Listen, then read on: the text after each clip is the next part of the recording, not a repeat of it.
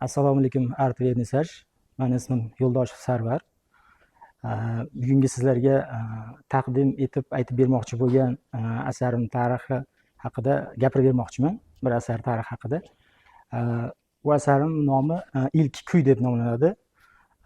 Har birimizni dunyoga kelishimizda eshitadigan birinchi ilk kuyimiz albatta bu alla hisoblanadi. Azon birinchi kuyimiz, alla ham shu bilan chambarchas bog'liq deb hisoblayman o'zim. Shuning uchun ilk kuy deb nomladim. Shu milliy alla kuyini zamonaviy shakllarga bog'lagan holda, milliyligimizga bog'lagan holda aks ettirishga harakat qildim.